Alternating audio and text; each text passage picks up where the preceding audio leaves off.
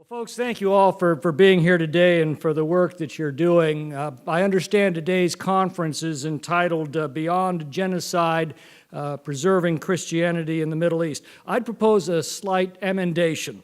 How about stopping genocide by the Islamic Caliphate in the Middle East? Or even more broadly, because this is our real mission, to proclaim liberty throughout all the land and unto all the inhabitants thereof. What's at stake is not only the annihilation of the Christian presence in the Middle East that dates back 2,000 years, nor is it the annihilation of the Jewish presence that dates back some 5,000 years. It is precisely the extinguishment of freedom and enlightenment, not only in the Middle East, but around the world, by a radical and retrograde ideology that is entwined in the movement to establish an Islamic caliphate over the world. And we have leaders today in positions of power, particularly in the United States and Europe, who are either unwilling or incapable of making that simple and self-evident statement. We have to change that before what Churchill called history's terrible, chilling words are proclaimed upon us too late.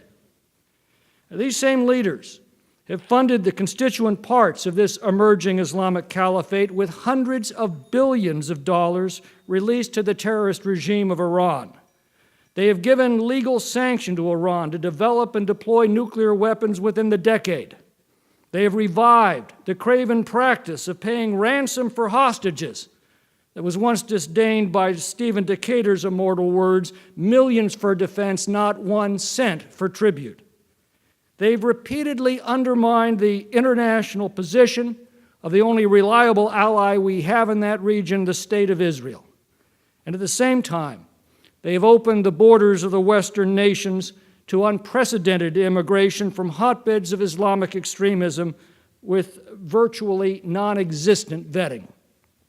Ladies and gentlemen, from the perspective of anybody, whether they are Christian, Jew, Muslim, or Hindu, anybody who values Western civilization with all of its freedom and dignity and prosperity and advancement, these policies can only be described as suicidal madness.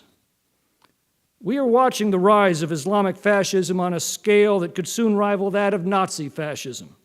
It may be wrapped in different symbols and trace its genealogy through a different line. But at its core, make no mistake, it is fascism.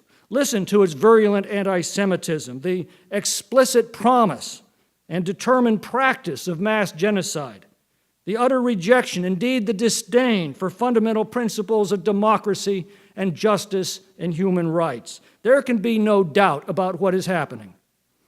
This radical Islamic movement is determined to annihilate every Christian and Jew in the Middle East, and let's not forget dissenting Muslims as well.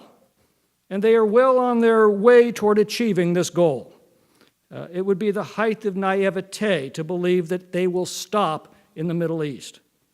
So let this be crystal clear. There is no moral equivalence between good and evil, and our nation's government must cease to pretend that there is.